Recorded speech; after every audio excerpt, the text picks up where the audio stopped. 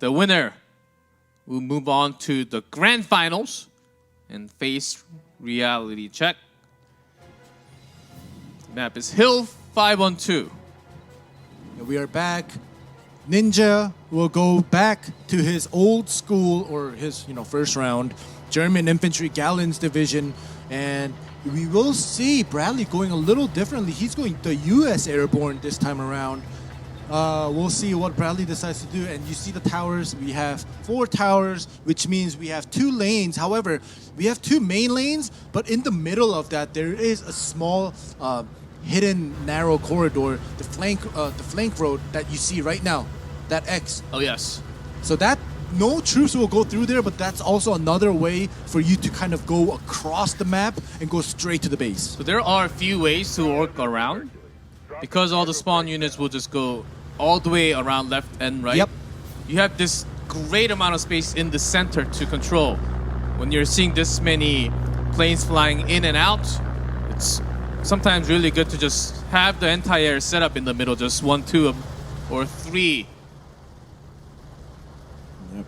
There we go. I think Bradley got it with the Jeep. Mm-hmm. That's going down with the attack. 2 attacks from the 8-bit Ninja. With the motorbikes, he still has 2 up there. Yeah, so basically this map, if you guys just noticed when the match started, you guys kind of got the overview. I think Bradley's taking another similar strategy. Stacking up all those, I think the reason why we're not seeing too many troops is that because Bradley spent all the money to unlock for the later units. Mm-hmm. There's that first anti-air. There are lots of planes in the air. Yeah, we have 5 from Ninja, and everything else from Bradley, like you said, he's been unlocking. He's just produced the anti-air. But like I was trying to say before, this map, the terrain, it doesn't have too much uphill, downhill, and too much cliffs. So we're not going to be seeing a lot of artillery. We're supposed to be seeing a lot of air units, which is why Ninja has 5. Bradley, instead of producing it to counter, rather to match Ninja, he's just going to be producing his anti-airs and be unlocking, like you said. Mm-hmm. Might just be a similar strategy coming out from Bradley once again. Does have a lot of Thunderbolts, 4 of them, with the anti-air. Should be able to beat the 5 fighters from 8-bit Ninja. Of course, it does come down to the control a lot. We see a lot of loops here just in case they have to fight one against each other. Yeah, right now, Bradley's sticking. He was staying with $30 for a little bit of time. That's basically, at the end of the game, you see wasted money. So you're full at $30, and if you don't use it, it's basically you're leaking money. You're basically wasting money, and you don't want to do that. I'm pretty sure, but Bradley did produce that crazy unit. He may...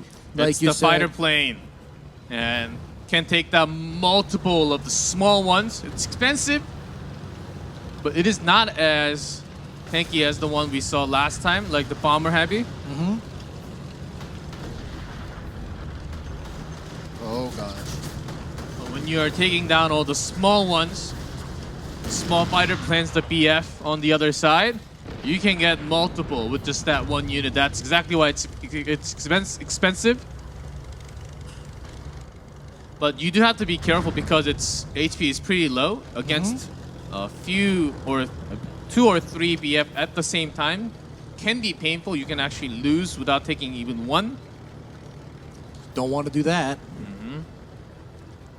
And that's why Ninja's just looping them around, just making sure that they don't really fall apart, so that Bradley can directly snipe onto all of them. Oh, but look at this. You just saw Bradley's hand making a rally point close to Ninja's base, I think. He's sending something. We'll see. But look at this. Bradley, he is stacking up those planes in his base, but in the meantime, he's still doing some attacks in the front, causing a little bit of trouble for Ninja. Look at his tower HP on one of the lanes. Yeah, Ninja, he's not going to change. He will be the same Ninja with that tank destroyer. Yep. Yeah, here comes the troop plane. And getting some extra value here, as they will stack overall. with the parachute. You will see that come down from time to time.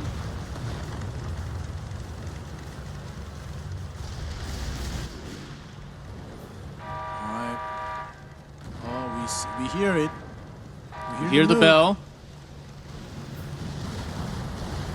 Base artillery going to 8-bits. This time, Bradley is just going straight for opening up the entrance on the side of Ninja. He just attacked the towers on one of the lanes. Yeah, because Bradley is setting up a lot more troops on the backside. Yep. He doesn't really want to go for the cheese strategy that he did before. It's more about the pressure in the lane that he wants to do. Getting rid of at least one tower will be good. But these tank destroyers, not from the side, from straight up, will take a lot of those ground units. Yeah, and you see the parachutes on the bottom left. That is actually from the troop planes. They are dropping. They continue to drop. The numbers aren't dwindling. They just keep dropping. Yeah, look at that, 24. Oh my gosh. He's in for a treat. Ninja is going to have to maybe produce a couple artilleries to get rid of all those troops. Yeah, both players really focusing on the defense on their own base side first. And stacking up a few. You don't really see the fighter plane coming out too far from Bradley, but he is surely stacking up those expensive ones. No artillery yet, but Ninja's slowly pushing out with all the anti-air together. Yeah, but look at this. Bradley has 3 troop planes now. That's going to just be producing massive amounts. Look at that. He just has it going around in front of his base. 3 of them. He has to get rid of that somehow. But, like I said, 8-bit Ninja, he has the tanks, he has the heavy tanks. However, he wants some artillery to get rid of the small foot soldiers, because foot soldiers with the tank destroyers, it takes a little bit longer. So you want either the heavy tanks that he has right now up in the front, 3 of them doing a great job destroying the small foot soldiers right now coming from Bradley. And the troop plane will keep on dropping. So Ninja's got to use all his tanks. And that's exactly when the big fighter plane comes to destroy the tanks. Good setup by Bradley. Bradley is really reading the next move and really leading the game in his own gameplay. But all the fighter plane does go down. Troops will stack over time.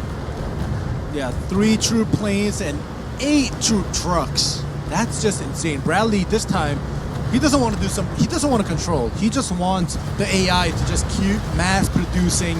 8-bit Ninja, on the other hand, has 8 planes flying around and 2 anti-airs just in case for any cheese coming from Bradley.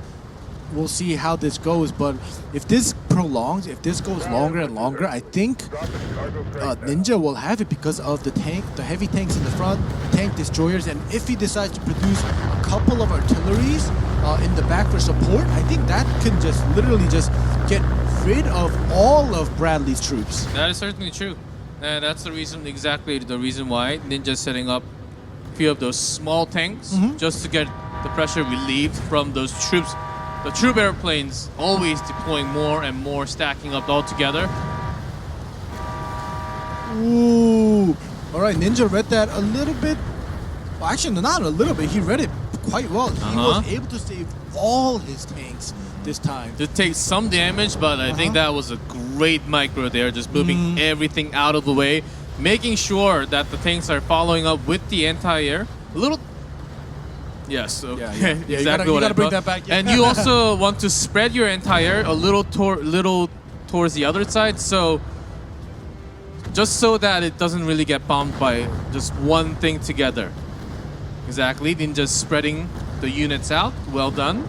There we go. Yeah, you definitely need the heavy tanks in the front. We don't necessarily need the tank destroyers to go up against the foot soldiers unless you're trying to counter this attack coming from the other side. So now I think Ninja should be pulling back the tank destroyers, at least leave the heavy tanks here in the front, but the tank destroyers should go to the other side. See how many tank destroyers. So 3, and he has 3 on the field. That's everything. Oh, Bradley this one. It looks like it's a lot. Ooh. But those are a lot of cheap units, so I don't think it's going to really break through into the base, but certainly doing some damage to the towers. All right. Those were a lot, but it was a lot of cheap units gathered up together. go. We do have the heavy tanks just tanking everything and destroying. He is pulling back though. He's trying to pull back. A lot of damage. The support units did come through. It's been 10 minutes and Ninja has taken so much damage onto his tower, even though he's the one doing the attack. Only takes this one game in order to go into the grand finals. Tank Destroyer really working hard. And right now for Bradley, he has to bring out the air units to destroy that tank.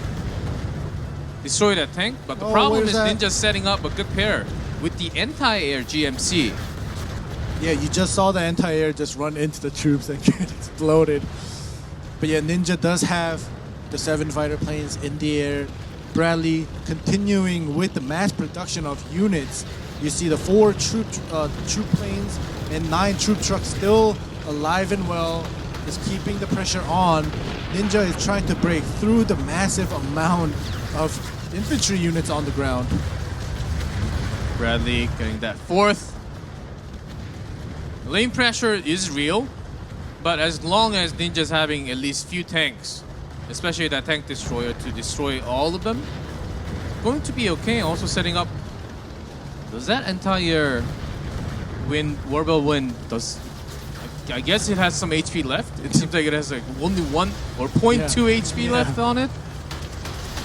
It should be on fire. But yeah, there we go. We do see the anti-air from Bradley going into action because Ninja had like 7 to 8 fighter planes going around, roaming around the air. But look at this. Finally, Ninja learns he is producing the heavy tanks to go up in the front. They do area damage, unlike the tank destroyer. Tank destroyer only focuses one big heavy shot onto the tank or even on the infantry. Yeah, lots of Panzers. Also, follow up with the anti-air. It's good control, and Bradley spends a lot of money, but that's the way of defending instead of having all the troops together, because it does take travel time to go all the way out from your base. Just have one big attack from your own base. Seems like it was almost required. Even with all the tanks to defend just one lane, Ninja is getting pressured on the other because Bradley is just mass producing on both lanes. And you know, when you're Bradley, after he just kind of committed into the planes and the troop planes and the troop trucks, he just has to wait for that. He doesn't need to spend extra money to produce the troops. Whereas Ninja, if your tank dies, you have to spend money. You have to constantly be spending money, and that's why Bradley's towers are the ones that actually took more damage. And I think that one was taken by Bradley once again. Yep, having that Jeep just go all the way. It moves so fast. It's basically for your own to get all that money. Moves really fast, can do some damage, but not major damage. There we go. Bradley finally knows what he's doing. He got the 2 artilleries in the back. You just saw. Just in range. Exactly. That's going to keep that lane safe for now. But look at all the units that are coming from Bradley. Yeah, but the tanks are there. Just have to control the anti-air out of there though. Artillery getting in range. Ninja not really controlling too much space. Yeah, the base anti-air, as long as that goes down, maybe Bradley can really bring in the planes and start attacking into the base. Yeah, so right now, Ninja, these 2 anti-airs, yeah, they're keeping out the troop units. They're unable to reach all the way to where Bradley's artillery is doing damage, but you know, this is still good defense. This will keep everybody at bay for now, at least on this side, because right now Ninja has taken too much damage on his towers. He doesn't want that gate to open up. It's not just we're watching this side. Of course, Ninja's doing an okay job, but the other side has a lot more pressure, and that's why Ninja has to think about a lot more, lots of different things together. And troops moved all the way far, not really. Ooh, catching a lot on fire. Ooh. That was at least 1-2 troops plus the artillery there. Yeah, lost artillery. I think it got 3 big units. We saw the fire go up. And look at this. Now, after that, getting rid of the anti-airs, Bradley is able to pressure the lane that he wanted to. All this troop coming through with that one artillery in the back for backup. Ninja wants to push these out. And the tank destroyer right now, it's powerful and it does the damage against all these soldiers just coming through. But what he's got to do is focus on his own defense first. It's coming! Base taking the damage. Oh, they're in. They are in. Ninja does have the fighter planes, but they're not attacking. You see 3 of them on the top left screen just now, just roaming the air, doing nothing. His base is getting in the air, attacked. but Bradley's taking them down with the entire, bringing it to right next to the base. Bradley, no, this is surely going to be the win, and he will be very likely and surely the one moving into the grand finals.